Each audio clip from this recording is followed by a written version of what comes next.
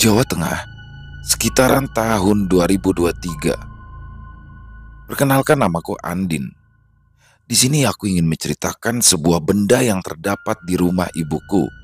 Benda itu adalah sebuah lukisan. Lukisan ini sudah ada sejak dulu.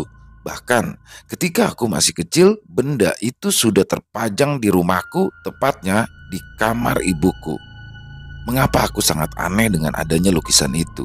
Karena lukisan itu adalah lukisan wajah seorang pria yang mana pria itu sama sekali tidak aku kenal.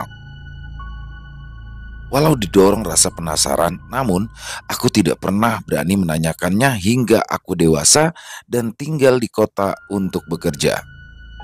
Terkadang di hatiku mengganjal untuk menanyakan perihal benda tersebut. Akan tetapi, seringnya ketika aku ingin bertanya, seolah diriku dinaungi rasa enggan yang sangat kuat sehingga aku pun mengurungkan niatku untuk bertanya. Lalu, aku pun lupa akan niatanku itu. Dan kebetulan, selama aku sedang berkunjung dan berada di rumah ibu, perhatianku tidak pernah tertuju pada lukisan itu, sehingga aku pun tidak pernah menanyakan kenapa ada lukisan seorang pria berada di dalam kamarnya. Tak jarang saat itu, aku pun juga sering pada setiap malam-malam tertentu selalu melihat terdapat tungku dupa milik ibuku yang terlihat menyala dan tidak dimatikan hingga subuh menjelang. Yang lebih anehnya, tungku itu selalu ditaruh di bawah lukisan tersebut yang membuat terkadang muncul banyak sekali pertanyaan curiga di kepalaku. Untuk apa dupa itu dinyalakan dan ditaruh di bawah lukisan itu? Di desa tempat ibuku tinggal, memang ibuku dianggap salah satu orang pintar yang terdapat di desa tempat ibuku tinggal. Tak jarang banyak orang-orang sekitaran untuk meminta bantuan ibuku ketika mereka mengalami masalah gaib. Jadi, sejak kecil aku pun sudah terbiasa mendengar masalah-masalah tentang hal-hal yang berbau klinik. Namun perihal lukisan tersebut, ibuku tidak pernah bercerita padaku sedikit pun hingga saat itu hari raya Idul Fitri sudah dekat dan aku yang sudah mengurus cuti di kantor tempatku bekerja bersiap-siap untuk mudik menuju kampung halaman. Kurang lebih 7 jam perjalanan harus ketempuh dengan menggunakan kereta api untuk sampai di kampung halaman. Sesampainya di rumah, nampak ibu sudah menyambutku dengan gembira. Ya, wajar saja karena sudah hampir 2 tahun ini aku tidak bertemu dengannya karena di tahun kemarin aku tidak mendapatkan cuti di hari raya. Alhamdulillah, anak ibu akhirnya datang, ucap ibuku. Ya bu, alhamdulillah, Andin dapat cuti tahun ini, timpaku. Ya sudah, sekarang kamu mandi dulu. Ibu sudah masakin masakan kesukaanmu, ucap ibuku sambil mengangkat tas yang baru kubawa untuk ditaruhnya ke dalam kamar. Mendengar hal itu, aku pun senang lalu bergegas menuju ke belakang untuk mandi. Setelah selesai, aku pun lalu berbicara dan mengobrol panjang lebar tentang pengalaman aku bekerja selama 2 tahun belakangan ini. Dan di tengah obrolanku, tak sengaja, kala itu pandanganku melihat lukisan itu dan tak lama entah kenapa tiba-tiba aku pun berani menanyakan tentang perihal lukisan tersebut. Oh iya bu, Andin mau tanya, lukisan yang di kamar ibu itu memangnya siapa sih? Tanyaku. Loh, kamu kok baru tanya sekarang? Lawang lukisan itu kan sudah lama, jawab ibuku. Iya, Andin tahu. Tapi kan Andin gak tahu kalau itu lukisan siapa. Timpaku lagi. Mendengarkan hal itu, ibu pun nampak terdiam sejenak dan berusaha mengingat kembali mengenai asal-usul lukisan tersebut. Sambil menghela nafas dan menyeruput air teh yang berada di genggamannya, ia pun lalu berkata, jadi seingat ibu, lukisan ini adalah milik orang yang bernama Amri. Nah, dulu itu dia orang kaya, baik banget, ujar ibu sambil memandang tanaman yang berada di depan rumah. Amri, Amri itu siapa bu?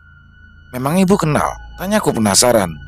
Ya kenal, siapa yang gak kenal sama Amri waktu itu? Dia itu anaknya saudagar kaya di kampung, tapi dia itu ndak sombong, malahan suka ngasih bantuan sama warga desa yang kesulitan. Tapi sayang, umurnya pendek. Kenapa ya? Orang baik itu rata-rata umur yang gak panjang, ungkap ibu lirih bercerita mengenai lukisan tersebut. Oh, jadi yang ada di lukisan itu namanya Amri. Loh, terus dia meninggalnya kenapa, Bu? Tanyaku lagi. Mendengarkan pertanyaanku itu, ibu pun hanya menganggukkan kepalanya tanpa mengeluarkan suara sedikit pun. Di sini, aku pun semakin penasaran akan lukisan tersebut. Setelahnya baru ketahui jika Amri mengalami musibah hingga membuat dirinya kehilangan nyawa. Ya, saat itu ternyata dirinya tertabrak sambil memegang lukisan tersebut oleh kereta yang sudah melintas. Sekilas jika melihat lukisan ini, seperti terdapat daya tarik tersendiri saat melihatnya. Dan ternyata, menurut penuturan ibuku, lukisan ini memiliki sejarah kelamnya sendiri. Kala itu ibu pun langsung bercerita.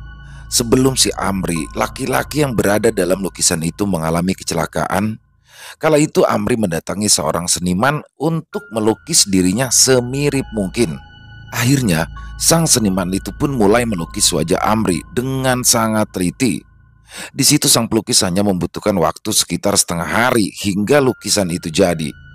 Mendapati hal itu, nampak Amri terlihat sangat bahagia, tak henti-hentinya ia memandang lukisan tersebut. Walaupun saat dia dalam kondisi lelah karena seharian menjalani rutinitasnya, ditambah harus bolak-balik mendatangi sang seniman. Dengan langkah cepat, dia pun segera berjalan pulang untuk menuju ke rumahnya. Namun, karena saking bahagianya mendapati lukisan yang bagus saat itu, pikirannya hanya terfokus kepada lukisan miliknya tanpa memperhatikan kanan dan kirinya. Hingga akhirnya, tiba-tiba saja sesuatu yang buruk terjadi dan entah kenapa saat itu ketika dirinya sampai pada persimpangan rel kereta api. Ketika ingin menyeberang, Amri kala itu sedang memandangi lukisan yang masih dipegangnya, sehingga dia pun tidak mendengar suara kereta yang akan melintas. Kebetulan saat itu hari sudah menjelang maghrib, sehingga tak ada seorang pun yang memberi peringatan padanya. Akhirnya, tanpa Amri sadari, kereta pun kala itu langsung menghantamnya dengan kecepatan tinggi dan dia pun tertabrak oleh kereta tersebut dengan posisi tubuhnya yang sangat mengerikan.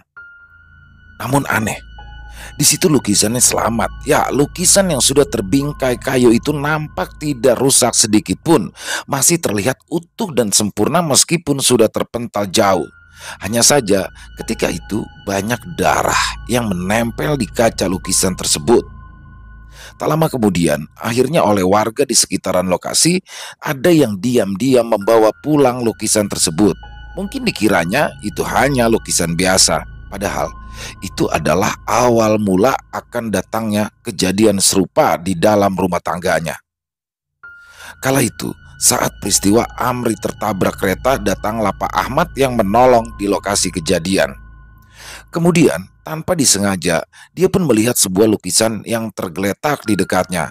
Saat itu, benda tersebut membuatnya tertarik dan dia secara diam-diam membawa lukisan itu ke rumahnya. Di tengah cerita, menurut ibuku, ya dari sananya lukisan ini sudah bernyawa. Jadi ya seolah dia pilih-pilih siapa yang bisa memeliharanya. Dan saat itu entah kenapa Pak Ahmad sangat tertarik membawa pulang lukisan ini ke rumahnya. Akhirnya setelah dibawa, dia pun meletakkannya di tembok kamar tidurnya. Hal itu dilakukan karena khawatir dan takut jika ada yang mengenali lukisan tersebut, sehingga oleh Pak Ahmad lukisan itu ditaruh di kamar tidurnya. Seminggu setelahnya, ketika Pak Ahmad sedang pergi ke sawah, istrinya memanggil dari kejauhan. "Pak, Pak, Hamid digawa nang rumah sakit," teriak sang istri kepada Pak Ahmad. Seketika Pak Ahmad yang mendengar teriakan dari istrinya pun langsung berlari menghampiri istrinya yang saat itu terlihat kelelahan berlari di pinggiran sawah. "Hamid, Pak, habis main di dalam kamar, terus jatuh, tidak sadarkan diri," ungkap sang istri. Setelah itu, mereka pun berdua bergegas menaiki motor Astrea milik Pak Ahmad dan segera pulang ke rumahnya. Ketika tiba di sana, Pak Ahmad pun segera melihat anaknya yang kini sudah terlihat dalam posisi duduk seperti orang normal. Pak Ahmad dan istrinya pun di sini sangat terkejut. Setelah itu, Hamid pun langsung ditanyai oleh Pak Ahmad. Hamid kala itu bercerita, "Aku tadi lihat ada orang laki-laki, rambutnya panjang, di bawah gambar yang ada di kamarnya Bapak. Jadi langsung aja aku lempar batu, ungkap Hamid saat itu. Mendengarkan cerita anaknya, Pak Ahmad pun heran dan terlihat bingung. Ya, karena baru pertama kali ini anaknya bercerita tentang kejadian aneh seperti ini di dalam rumahnya. Dan sejak peristiwa tersebut, Hamid pun cenderung suka melamun dan senang berbicara sendirian di rumahnya.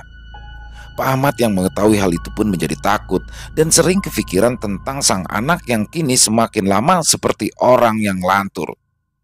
Di keesokan harinya, setelah Pak Ahmad pulang dari sawah, dia pun mendengar suara televisi yang sedang menyala. Dia pun langsung melepas sepatu karet yang dia kenakan dari sawah saat itu.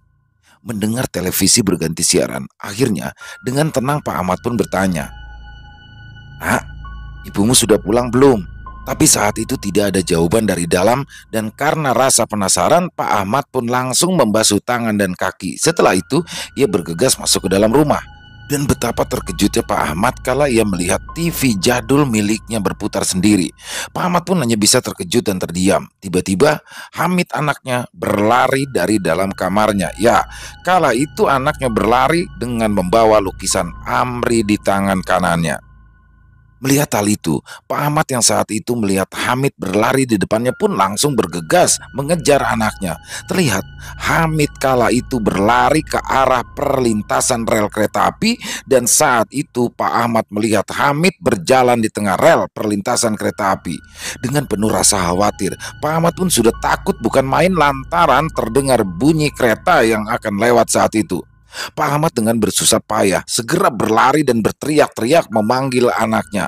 Namun suara kereta dan laju mengalahkan suara teriakannya. Hamid masih saja tetap berlari dan berada di tengah rel. Di situ warga yang juga berada di sekitaran rel pun ikut berlari mengejar Hamid dan juga ikut meneriakinya. Namun naas, ternyata mereka semua kalah cepat dengan datangnya kereta api. Seketika, Hamid tewas di tempat terhantam oleh laju kereta yang melintas. Alhasil, tubuhnya pun sampai tidak bisa dikenali lagi. Pak Ahmad yang saat itu menyaksikan kejadian naas tersebut pun langsung tak sadarkan diri. Ada salah satu momen yang sangat dia ingat sebelum pandangannya menjadi gelap. Ya, kala itu, di pinggiran rel, dia melihat lukisan Amri yang masih dipegang oleh potongan tangan kanan anaknya yang masih terlihat utuh dan tidak rusak sedikit pun. Hati Pak Ahmad hancur lebur karena anaknya yang telah tiada dengan cara yang mengenaskan.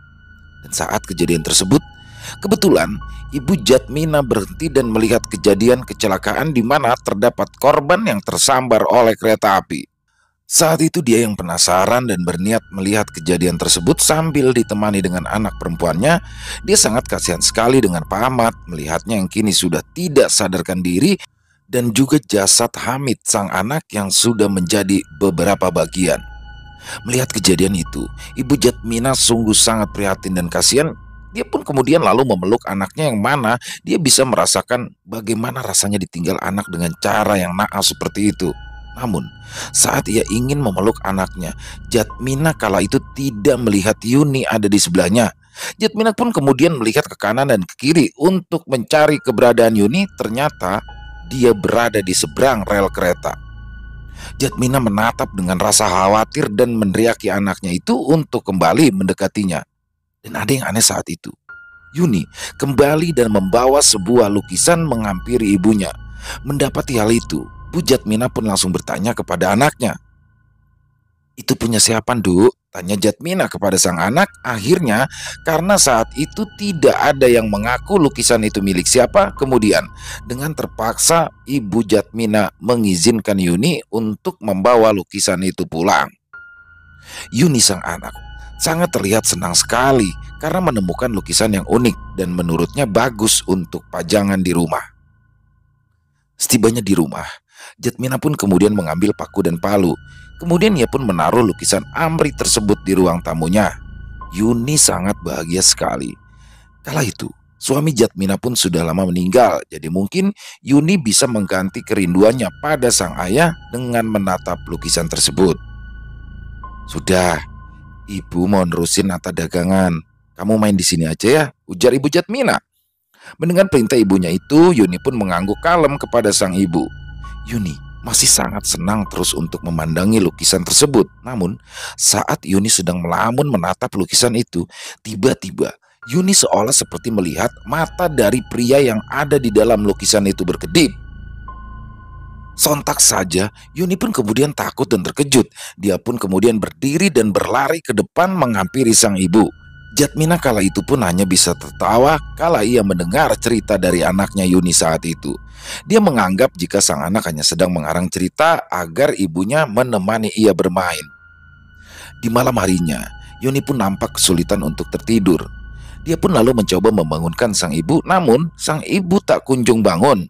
Mungkin Jatmina lelah karena rutinitasnya yang padat di hari itu. Akhirnya Yuni pun pergi ke kamar mandi sendirian. Dia membawa lampu teplok yang ditaruh di meja kamarnya.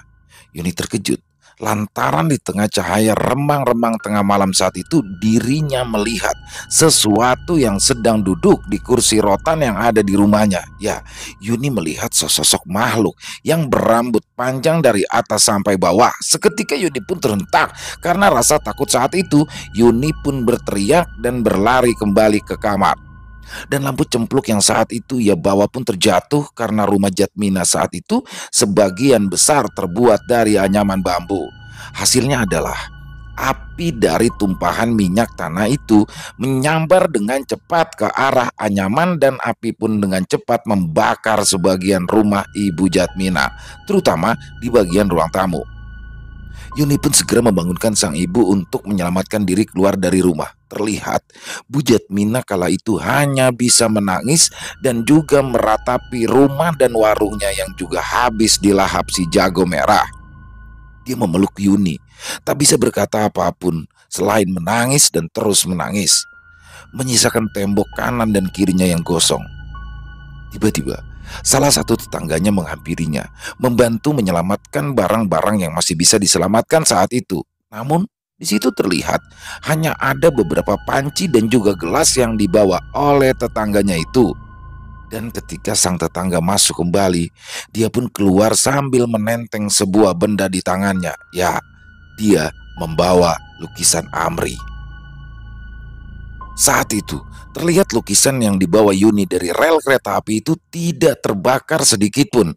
Tak pelak, perasaan aneh pun saat itu datang menghampiri Ibu Jatmina dan Yuni. Ya, api yang sangat besar itu sama sekali tidak menyentuh bingkai yang terbuat dari kayu. Aneh menurutnya. Dia pun lalu meletakkan lukisan itu di belakangnya. Dia pun menatap kembali kondisi rumah satu-satunya yang sebagian besar sudah ludes terbakar. Ibu Jatmina hanya bisa melamun, meratapi musibah yang sudah ia hadapi saat ini. Mau berkata apa lagi? Semua sudah ditakdirkan seperti ini. Baginya, ribuan semangat sedang dia butuhkan, namun ada perasaan yang mengganjal di hatinya. Ya, tentang lukisan itu. Mengapa benda tersebut tidak terbakar sama sekali?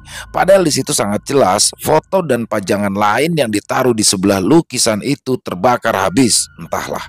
Malam itu, akhirnya Ibu Jatmina beserta Yuni anaknya menginap di rumah kerabat. Seminggu kemudian, setelah rumah Ibu Jatmina selesai diperbaiki, terlihat Yuni yang saat itu pulang sekolah langsung berjalan menghampiri ibunya yang sedang berjualan di pasar. "Bu, lagi apa? Kok diem aja?" tanya Yuni. Ibunya pun terkejut dengan kemunculan anaknya yang tiba-tiba saat itu. "Sudah pulang ya, Nduk? Sini, bantuin ibu ngiris bawang," ajak Bu Jatmina. Yuni yang mendengar perintah ibunya itu pun kemudian langsung mengambil pisau dan segera mengiris bawang. Tiba-tiba Yuni pun berkata pada ibunya perihal lukisan itu yang sudah membuatnya takut kemarin. "Bu, ibu tahu nggak? Masa gambar laki-laki yang ada di lukisan itu kemarin pas aku lihat matanya gerak-gerak sendiri tahu," ucap Yuni. Sang ibu pun hanya terdiam dan tidak merespon apa-apa tentang ucapan Yuni. Kemudian Yuni pun melanjutkan ceritanya. "Nah, waktu malam itu, Bu, Yuni kan kebelet pipis. Nah, terus di ruang tamu itu ada setan, Bu. Bulunya nutupin badannya. Yuni sampai takut. Nah, terus lampu cempluknya jatuh," ucap Yuni menjelaskan asal-usul peristiwa kebakaran saat di rumahnya itu. Tiba-tiba sang ibu terdiam dan menatap Yuni dengan mata yang penasaran. Dia perhatikan wajah sang anak yang sungguh tidak berbohong saat menceritakan kejadian itu. Akhirnya, Jatmina pun hanya bisa merangkul sang anak dan memberinya nasihat untuk tidak mengingat-ingat lagi kejadian itu. Terlihat kini, Ibu Jatmina yang sudah ikhlas akan musibah yang telah menimpa mereka dan yang lalu biarlah berlalu. Semoga akan ada pelangi setelah musibah yang mereka telah alami setelah ini. Kemudian setelah selesai melakukan kegiatannya di pasar, Ibu Jatmina dan Yuni pun segera pulang dengan berboncengan sepeda miliknya. Dan ketika mereka sudah berada di dekat perlintasan rel kereta api, Ibu Jatmina pun memastikan jika saat itu tidak ada kereta api yang melintas. Dia pun sudah memeriksa ke kanan dan kirinya. Ya, saat itu Ibu Jatmina yakin betul dan sudah memastikan jika tidak akan ada kereta yang lewat. Terlihat Ibu Jatmina sangat khawatir karena perlintasan yang ia lewati saat itu tanpa palang pintu. Jadi dia harus memastikan agar semuanya aman saat dia menyeberang. Akan tetapi saat melintasi rel kereta api, tiba-tiba seorang laki-laki datang dan meneriakinya. "Yuk, cepet jalan yuk, ada kereta!" teriak lelaki tersebut. Mendengar hal itu sontak Bu Jatmina merespon dengan cepat perkataan laki-laki itu. Lalu kemudian dia turun dari sepeda dan mendorong sepedanya dengan kuat. Dan suara klakson kereta berbunyi dan melintas di belakangnya. Dia selamat.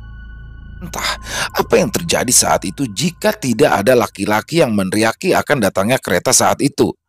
Akhirnya Ibu Jatmina pun lalu pulang dengan perasaan yang masih gemetar dan bertanya-tanya. Tiba-tiba dia pun mulai teringat tentang peristiwa anak yang tersambar kereta dulu.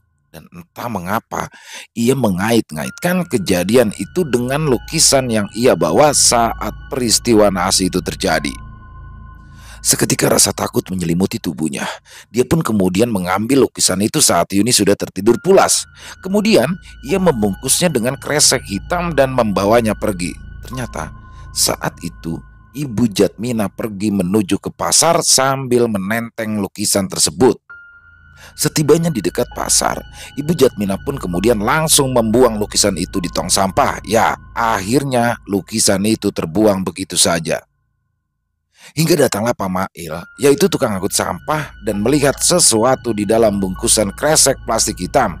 Dan saat dibuka, dia melihat sebuah lukisan yang sangat unik. Kemudian tanpa berpikir panjang lagi, ia pun membawanya pulang.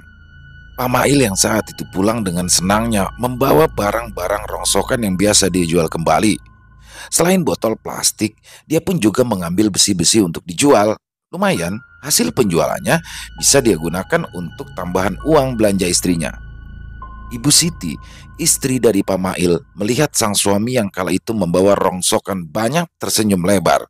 Karena kebetulan beras di rumahnya kala itu sudah habis. Bu Siti pun dengan gembira membantu Pak Mail untuk menurunkan karung yang ia panggul saat itu. Di situ, Bu Siti pun bertanya kepada sang suami, "Pak, ini lukisan siapa?" Tanya Bu Siti saat itu. Pak Mail pun hanya tersenyum. Dia mengatakan bahwa dia menemukan lukisan antik itu di tong sampah. "Ya nggak tahu, mungkin sudah nggak ada yang mau merawat ya dibuang," pikir Pak Mail kala itu. Bu Siti pun diam terpaku kala ia melihat lukisan itu. Dan tiba-tiba istrinya pun berkata, "Kok kayak hidup?" Kemudian Bu Siti pun membawa lukisan itu dan meninggalkan Pak Mail yang saat itu masih mengeluarkan besi-besi dari dalam karung. Dengan perlahan, ia pun meletakkan lukisan itu di depan meja makan. Tapi seperti ada yang aneh saat itu. Bu Siti seolah tidak bisa berhenti untuk terus memandangi lukisan itu. Akhirnya, tepukan tangan Pak Mail menyadarkan lamunan sang istri saat itu. "Bu, kopiku mana? Dari tadi dipanggil diam saja," ucap Pak Mail. Bu Siti yang saat itu mendengar permintaan dari suaminya pun langsung berdiri dan segera membuatkannya kopi. Setelah beberapa hari berlalu, terdengarlah kabar jika Bu Siti tewas gantung diri di rumahnya. Pak Mail kala itu hanya bercerita bahwa istrinya gandir di kamar mandi dan kala itu banyak sekali nasi yang berceceran di bawah jasadnya. Pak Mail pun juga menjelaskan bahwa tidak jauh dari lokasi istrinya gandir terlihat lukisan yang dia ambil saat itu diletakkan di atas kursi kayu dan menghadap ke arah pintu masuk. Kejadian itu pun membuat Pak Mail sangat tersayat hatinya. Ya, dia tidak mengira jika istrinya itu bisa melakukan hal yang di luar pikirannya itu. Karena dirasa aneh, Pak Mail pun lalu mencoba bercerita kepada teman-temannya untuk mencari seseorang yang bisa melihat apakah memang ada misteri pada lukisan tersebut. Dan tak mengapa, Pak Mail kala itu sangat amat ingin tahu sesuatu yang berada di dalam lukisan tersebut hingga akhirnya dia bertemu dengan ibu. Ya, ibuku. Kala itu teman dari Pak Mail ini menyuruhnya untuk segera datang menemui ibuku dan bertanya serta membahas soal lukisan tersebut. Akhirnya Pak Mail pun datang berdua dengan temannya sambil menenteng lukisan. Sesampainya di depan rumahku, nampak muncul keraguan dari wajah Pak Mail akan niatannya untuk mencari tahu tentang lukisan tersebut. Dan dia pun berkata pada temannya, "Din, apa nggak jadi aja ya? Kok aku tiba-tiba merinding takut begini?" "Loh, kamu gimana sih, Il? Sudah jauh-jauh datang ke sini, malah nggak jadi. Memangnya kamu takut apa sih?" tanya Udin sang teman. "Aku takut kalau nantinya aku malah jadi korban lukisan itu," ucap Pamail gelisah. Dan di tengah perdebatan mereka berdua, tiba-tiba saja ibuku keluar dari dalam rumah dan menegur. "Maaf, ada perlu apa ya? Kok kayaknya sampai berdua kelihatan bingung?" tanya ibuku. Mendengar hal itu, Udin pun langsung menyelak. "Anu mbak, ini teman saya ini mau minta tolong." "Oh, ya sudah, ayo masuk. Gak enak kalau ngobrol di depan begini," ajak ibuku. Dan saat di dalam rumah, Pak Mail pun langsung menceritakan semua kejadian yang telah menimpanya dan menanyakan apakah semua musibah yang sudah dialaminya ada kaitannya dengan lukisan yang kala itu ia bawa. Terlihat saat itu ibuku hanya terdiam. Namun ternyata ibu sudah bisa merasakan jika lukisan yang dibawa Pak Mail ini bukanlah lukisan biasa. Melihat hal itu, Pak Mail pun kembali berkata untuk penegasan jika lukisan yang dibawanya memang menyimpan sebuah misteri. "Jadi begini loh mbak, kayaknya memang ada yang aneh dengan lukisan ini," ucap Pak Mail. Kembali ibu hanya terdiam mendengar ucapan tersebut. Kemudian ibu hanya memandangi teras depan rumah lalu berkata, "Biasanya makhluk yang seperti itu ada kalau ada raja. Kemarin aku lihat yang bentuknya seperti ular, sekarang berbulu lebat," ucap ibuku kepada kedua pria yang ada di depannya. Mendengar penjelasan dari ibu, Pak Mail dan temannya pun sangat bingung siapakah yang dimaksud ibu saat itu. Lalu ibu pun dengan perlahan mengambil lukisan yang dipegang Pak Mail dan kemudian membuka lukisan itu di bagian belakang. Dan seketika Pak Mail dan temannya pun terkejut. Ya, ternyata ada lembaran yang bertuliskan tulisan Arab, namun tulisan itu ditulis di gambar naga. Ibu pun kemudian menunjukkan itu ke Pak Mail dan temannya lalu berkata, "Ini namanya raja. Memang jika ditaruh di belakang seperti ini, orang-orang akan terpukau dengan lukisannya dan pikirannya bisa langsung kosong karena seolah diselimuti dengan hawa nafsu yang menggebu untuk memiliki lukisan ini. Jadi mungkin ini sebabnya ya bisa kena sial. Ya karena ini," jelas ibuku. Akhirnya oleh ibuku lukisan tersebut pun ditaruh di rumahnya dan Pak Mail dengan sukarela memberikannya kepada ibu. Lagi pula saat itu Pak Mail sangat ketakutan karena sudah mengetahui tentang hal mengerikan yang terdapat pada lukisan itu. Di situ ibuku pun juga terlihat sukarela menerima lukisan itu dan mengizinkan untuk dipajang di rumahnya. Dan setelah itu, terdapat banyak sekali kisah ketika lukisan itu ditaruh di rumah ibuku. Salah satunya berasal dari saudara yang kala itu sedang berkunjung ke rumah. Pernah kala itu, ada saudara ibuku yang berkunjung tiba-tiba saja berteriak-teriak di depan rumah dan lari ketakutan karena ia merasa dikejar oleh sosok yang tak kasat mata. Ada juga sepupu yang masih baik ketika melihat lukisan itu pun langsung menangis kemudian tak sadarkan diri. Namun ketika ia sadar, matanya selalu menatap ke atas sehingga ibu pun kala itu dibuat kerepotan. Ya untungnya ibuku bisa langsung mengusir makhluk yang sudah mengganggunya.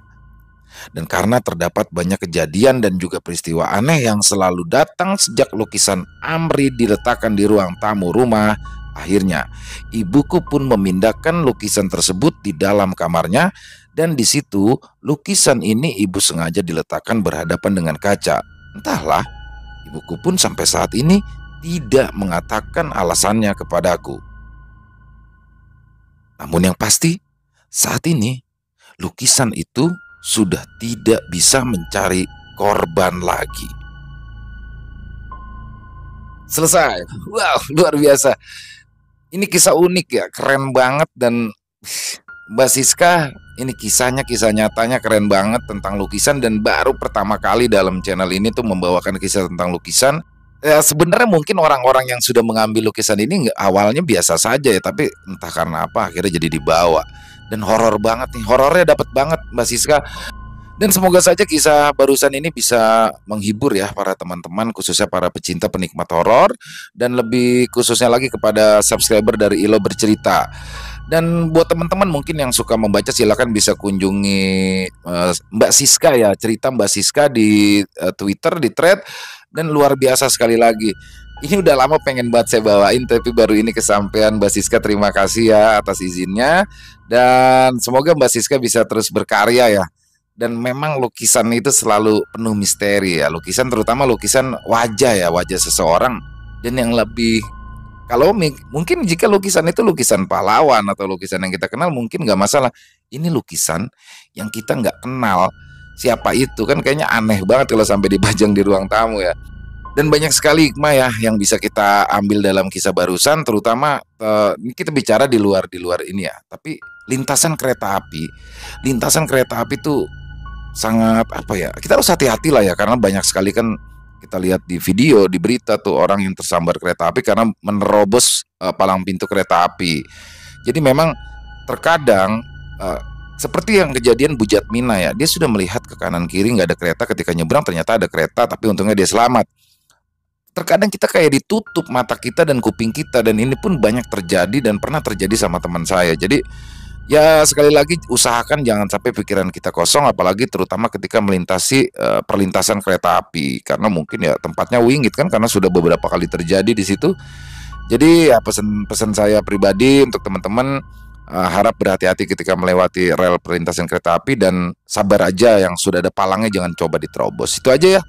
Dan mungkin silakan buat teman-teman yang punya pendapat lain, punya komentar lain, ataupun hanya saling menyapa, silakan bisa ditulis di kolom komentar.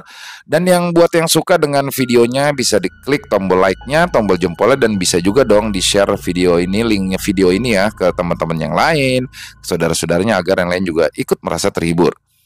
Dan buat teman-teman yang mungkin baru bergabung, yang atau mungkin lupa ya selama ini dengerin terus tapi ternyata iya belum subscribe, diklik dong tombol merah subscribe-nya. Jangan lupa lonceng notifikasinya dinyalakan agar teman-teman selalu mendapatkan notifikasi dari konten-konten yang akan kami upload selanjutnya. Untuk Ilo Bercerita, kita akan upload setiap jam 10 malam di setiap harinya.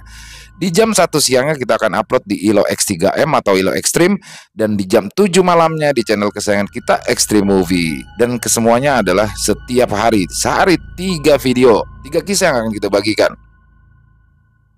Dan mungkin buat teman-teman ya yang punya kisah bertemakan horor misteri yang berdasarkan pengalaman pribadi. Jadi pribadi di sini bisa dari diri sendiri, bisa jadi dari teman ya atau saudara.